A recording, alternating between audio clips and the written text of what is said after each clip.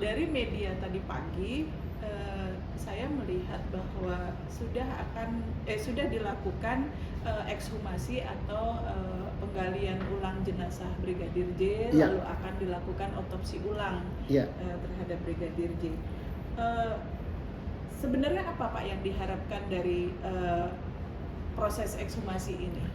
Proses ekshumasi ini pertama kan tujuannya adalah untuk mendapatkan keadilan bagi penyidik, untuk membuat terang sesuatu yang belum terang, Ya, atau untuk menjawab pertanyaan dari publik atas keraguan-raguannya gitu. Iya. Nah, ini kan jelas dari pihak keluarga Brigadir J bersama advokatnya mengajukan kepada Polri untuk diadakan ekshumasi dalam rangka membuat otopsi ulang. Mengapa begitu? Karena mereka menyatakan bahwa setelah jenazah diterima oleh keluarga korban, tidak hanya luka tembak yang ada, tetapi ada luka di sini ya, sebelah kanan ya, kalau nggak salah di sininya, Iya. di hidung, Mulut, iya. kemudian di bibir, kemudian katanya di mana lupa saya, pokoknya publik sudah tahu semua, gambar itu kan sudah ditayangkan, sudah menjadi milik publik ya. Katanya ada di bahu, Iya. ada juga di paha dan sebagainya. Nah, ini sehingga minta diadakan gali jenazah dan minta diotopsi ulang. Nah, ini akan terjawab oleh sini apakah benar terjadi terjadi apa itu Tembak luka-luka selain luka tembak. Iya. Nanti akan dijawab oleh hasil otopsi kedua ini. Berarti apakah hasil otopsi kedua ini akan berbeda dengan hasil otopsi yang pertama kali dilakukan? Bisa sama, bisa berbeda. Tergantung nantinya kita harus legowo gitu menerimanya. Pihak keluarga bersama masyarakat harus legowo menerima apa hasil yang dikeluarkan. Pihak penyidik dan pihak Polri juga harus legowo apa hasilnya, karena masyarakat menganggap hasil yang pertama itu tidak benar gitu kan, atau kurang benar gitu ya. Kurang teliti mungkin juga ya Pak ya? Ya itu tuduhan dari masyarakat, tapi kan kalau saling tuduh menuduh itu nantinya kan akan debatable gitu. Iya. Debatable, bisa panas, bisa terjadi apa-apa gitu. Berarti apakah bisa dipastikan Pak bahwa hasil otopsi ulang yang kedua ini akan lebih baik dari yang pertama? Saya yakin hasil otopsi kedua ini apapun akan lebih baik ya. Tentang hasilnya sama atau tidak kan perihalnya itu kan tergantung, tapi kalau soal lebih baik ya jelas lebih akurat. Mengapa? Karena bukan hanya dari satu lembaga saja, tapi dari semacam persatuan dokter forensik Indonesia. Nah, ada yang dari TNI, ada yang dari rumah sakit, ada yang dari perguruan tinggi. Dokternya langsung yang diterjunkan dokter senior yang berpengalaman ada 7 gitu kan. Jadi lumayan banyaknya gitu. Jelas mereka akan bekerja lebih bagus, lebih teliti, apalagi ini sudah menjadi kasus ini sudah menjadi milik publik gitu. Iya. Lalu Pak mengingat bahwa jenazah ini sudah dikuburkan lebih dari 10 hari. Tentu kan ada proses boleh dikatakan proses pembusukan yang terjadi. Apakah itu nanti tidak mengubah luka-luka yang ada sehingga mengubah juga hasil kesimpulan yang akan didapat nanti? Kalau dia berubah dari semula jelas ya, karena kita tanpa dokter forensik pun tahu ya, jenazah itu makin lama makin membusuk. Tetapi untuk jenazah Brigadir J ini mudah-mudahan lebih awet gitu. Kenapa? Karena dia kan dinaikkan pesawat itu kan ada ketentuan kan harus disuntik formalin ya kalau nggak salah. Kemudian katanya di rumah Brigadir J sebelum pemakaman pun diformalin juga. Mudah-mudahan benar, berarti formalinnya cukup banyak, berarti dia akan lebih awet. Dan juga dia dimakamkan atau dikubur bersama peti jenazahnya dimasukkan dulu dalam kubur. Ini akan menghambat pembusukan juga. Semoga pembusukannya tidak terlalu parah sehingga masih dikenali luka-lukanya gitu. Lalu bila nanti sampai pada kesimpulan bahwa ada perbedaan antara hasil otopsi yang pertama dan yang kedua, mana yang bisa dinyatakan benar, Pak? Karena ini otopsi kedua, jelas kan yang akan diambil kan otopsi kedua. Ya, Kalau dia sama hasilnya, maka otopsi pertama itu juga untuk tambahan keterangan memperkuat otopsi kedua gitu. Tapi karena ini otopsi yang paling akhir ya dipakai ya. lalu yang menyatakan benar salah? Yang menyatakan benar apa salah itu kan dari hasil akhir dari tim dokter ini. Mereka rapat kan, rapat kemudian ditandatangani, jadilah Pearson et Repertum. Ya ini kita harus hormati pihak keluarga, pihak pengacara, kemudian pihak Polri. Sebabnya kalau kita nggak percaya dengan hasil forensik kita yang sudah dalam bentuk tim ini, para pakar ini, ya pada siapa lagi? Masa minta pada dukun gitu kan? Nggak mungkin lah ya. Jadi harus kita berlapang dada terima. Dan saya yakin bahwa hasil kedua ini adalah independen, akurat, dan akuntabel. Itu bisa dipertanggungjawabkan. Lalu bila dianggap ada kesalahan analisa, Pak, dari otopsi yang pertama, Ya. Bagaimana dengan kredibilitas dokter forensik yang melakukan otopsi tersebut, Pak? Dalam dokter itu kan ada kode etik mereka ya. Ya. Saya tidak begitu paham. Kita serahkan aja kepada institusi mereka yang akan mengambil tindakan atau apa. Saya tidak mencampuri itu. Lalu Pak, misalnya benar bahwa hasil dari otopsi kedua itu ditemukan ada luka selain luka tembak. Ya. Gitu. Apa yang akan terjadi dengan proses penyelidikannya, Pak? Terjadi luka selain luka tembak. Ya. Maka ini ya sangat-sangat berpengaruh gitu ya. Dalam penyelidikan berpengaruh, dan berpengaruhnya itu bisa 180 derajat membalikkan gitu kan.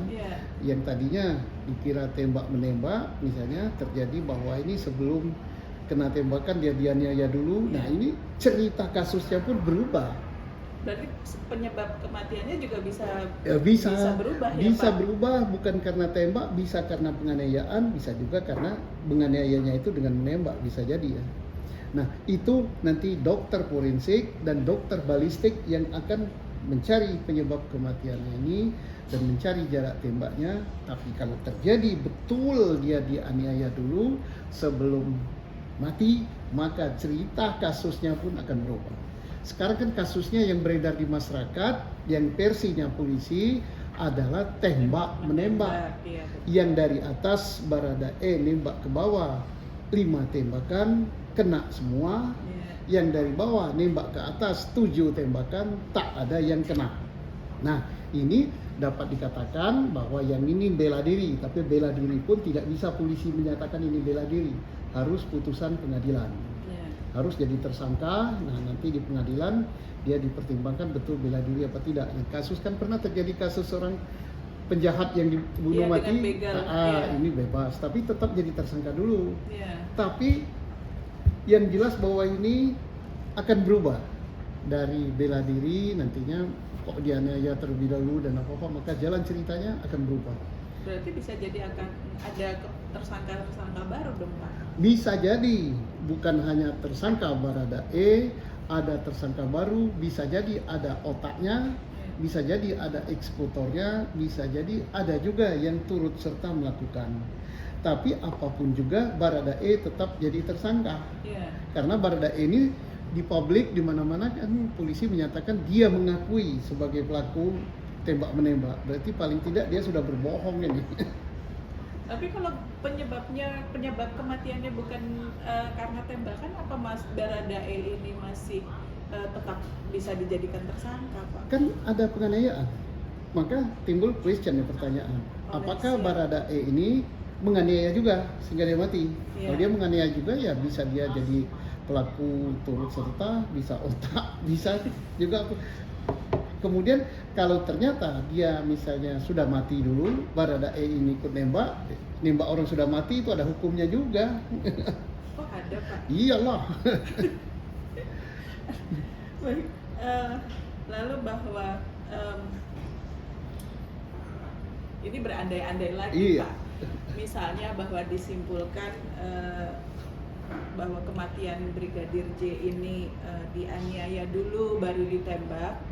Lalu kasus tentang pelecehannya itu bagaimana Pak? Kaitannya kemana? Kalau kasus tentang pelecehan kan tersangkanya kan Brigadir J kan yang disuruh pendidikan. Ini sejak awal mestinya penyidikannya sudah dihentikan karena berdasarkan hukum acara maupun hukum pidana dan SOP dari kepolisian, kalau nggak ada tersangkanya atau tersangkanya yang sudah meninggal dunia ya kasusnya ya dihentikan. Ya buat apa nyidik orang sudah meninggal, hukum memerintahkan dihentikan. Kalau kita masih melakukan penyidikan ya buang solar aja itu. Lalu kenapa Ibu P masih menyerahkan diri atau minta perlindungan kepada LPSK Pak? Yang mengancam beliau kan sudah nggak ada. Hal yang berbeda kalau dia misalnya datang ke LPSK minta perlindungan ya. Ini bisa saja karena dia takut sama minta dilindungi. Iya, oleh siapa Pak? Kan yang mengancam sudah nggak ada. Ya siapa tahu ada bisikan-bisikan, ancaman atau takut sama arwahnya kali. Berarti masih merasa belum aman gitu ya? Masih merasa belum aman dan tidak salah lah minta perlindungan kan. Orang yang minta perlindungan itu kan ada syarat-syarat tertentu yang diajukan oleh LPSK. Dan kalau betul dia sudah minta perlindungan, maka ya silakan media tanya kepada LPSK apakah ibu ini memenuhi syarat apa tidak untuk mendapatkan perlindungan. LPSK yang menjawab itu, saya nanti kalau dibuat salah pula. Baik Pak. Lalu ini dilakukan otopsi kedua, pasti kan berdasarkan karena ada kecurigaan bahwa belum tentu si korban ini meninggal oleh sebab yang disampaikan kemarin. Iya. Lalu apakah hasil otopsi kedua ini bisa diyakini benar 100% atau masih bisa direkayasa lagi Pak? Ya apa berani merekayasa lagi gitu kan. Kalau berani maka konsekuensinya kan besar sekali. Misalnya dokter merekayasa hasil otopsi. Wah, sumpah jabatan dan kredibilitas daripada instansi di mana dokter ini berlindung itu dipertaruhkan. Seandainya Polri tim khusus merekayasa hasil penyidikan ini, dibuat macam-macam, digoreng, saya kira nggak mungkin lah. Kita percaya sama keterangan Kapolri, sama perintah Presiden gitu, agar ini dibuka transparan apa adanya. Jadi risikonya besar sekali. Kalau ada yang nekat ya itu berarti sangat-sangat luar biasa gitu. Mudah-mudahan tidak. Kita harus percaya. Kalau boleh dibandingkan apple to apple, berarti hasil otopsi yang kedua inilah nanti yang bisa kita yakini lebih benar gitu ya Pak dibanding yang pertama. Begitulah. Jadi harus ini kita yakini apapun hasilnya semua harus legowo dan harus menindaklanjuti ya. Misalnya ini hasil otopsi ini misal ya bahwa ada luka di luar luka tembak. Nah ini menjadi bahan yang sangat penting oleh tim khusus yang sudah dibentuk oleh Kapolri untuk menindaklanjuti. Wah ini siapa yang aniaya? Ada apa? Kemudian terkait dengan masalah apa? Dan termasuk dikaitkan dengan barang bukti atau alat bukti yang lain. Ini bisa mengungkap motif daripada tewasnya Brigadir J ini. Motifnya apa balas dendam, apa akan terungkap di sini. Jadi kita tidak berspekulasi, tapi scientific inilah yang akan menjawab. Lalu kalau dari kedua hasil otopsi ini Pak, nanti siapa yang berhak menyatakan oh hasil yang ini salah, oh hasil yang ini loh yang benar gitu, siapa? Ya yang berhak ya lembaga mereka ini. Pertama yang paling benar itu kan hasil orang banyak ini, karena ini yang diminta yang terakhir ini. Nah siapa yang menilai ini? Ya dari dari lembaga kedokteran kehakiman ini, mereka sendiri yang menilainya dan kita harus percaya ini. Kalau Kenapa? Tidak ada yang bisa menghakimi daripada hasil mereka ini gitu kan. Lalu misalnya ada dinyatakan hasil otopsi yang salah, apakah bisa diperiksa juga bahwa dokter forensik yang memeriksa berada di bawah tekanan atau ancaman atau apa gitu? Nah, ini penyidik nantinya tentunya akan bertanya ya, akan bertanya kenapa sih hasil pemeriksaan kamu kok beda jauh dengan yang seandainya ya. Iya, iya. Bukan pasti beda jauh, dia akan menjawab. Dari jawaban ini kan akan kelihatan bahwa apakah dia itu ngawuran, asal-asalan, atau dia dalam tekanan, atau dia dalam posisi apa sehingga lahir seperti itu yang salahnya luar biasa dibandingkan dengan kedua. Tapi ini kan andai-andai kan, Iya. kita belum tahu apa hasilnya, mari kita tunggu. Tapi kalau terjadi seperti itu, kalau jika, maka ini kewenangan penyidik untuk menanyakan. Berapa lama Pak kayaknya kita harus menunggu hasil otopsi kedua ini? Saya nggak tahu berapa lama, tergantung dengan hasilnya nanti. Yang bisa menjawab adalah dari dokter forensik sendiri. Tetapi manakala terjadi hal-hal misalnya di dalam hasil otopsi kedua ada perlu keterangan penjelasan tambahan atau jawaban ilmiah tambahan yang perlu pemeriksaan laborat dan sebagainya, tentunya memakan waktu ya. Tidak mungkin selesai sehari dua, bisa sampai berhari-hari. Tapi mari kita tunggu, dan bukan berhari-hari itu terus si tim khusus ini berhenti bekerja, tapi tim khusus tetap bekerja. Hasil otopsi kedua ini nanti akan mempengaruhi jalannya penyelidikan nggak Pak? Mempengaruhi. Kalau misalnya berbeda jauh dengan hasil otopsi pertama, maka tentunya penyidikan arahnya akan berubah. Berubahnya itu berapa? Bisa saja 180 derajat ya. Dari misalnya kasus tembak menembak bisa berubah, dari kasus pelecehan juga bisa berubah juga gitu. Lalu kemarin tentang Baradae Pak, sempat ditahan, lalu kemudian dilepaskan lagi. Apakah ini artinya istilah bela diri bagi Baradae ini masih bisa berlaku?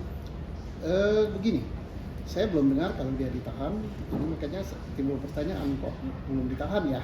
Yeah. Mestinya sudah ditahan. Yeah. Tapi itu kebijakan daripada penyidik ditahan atau tidak.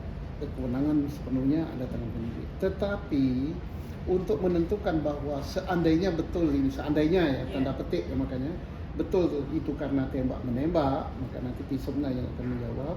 Maka Baradae ini tidak bisa automatically dikatakan bebas, tidak perlu disidang, tidak perlu dituntut, tidak perlu ditahan. Ini bela diri, pasal 49 kalau tidak salah KUHP Norway. Tidak bisa, harus melalui putusan pengadilan. Kan pernah terjadi kasus serupa gitu ya. Iya. Okay. Lalu untuk sebagai penutup Pak, kira-kira ada pesan apa dari Bapak kepada teman-teman di luar sana?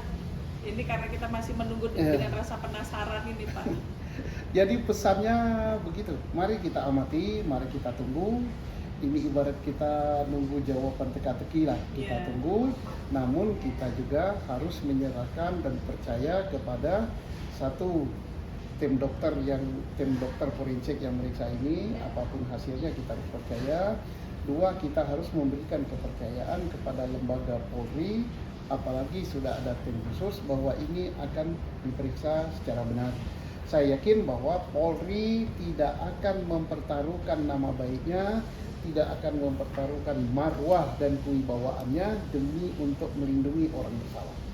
Ini harus kita pegang.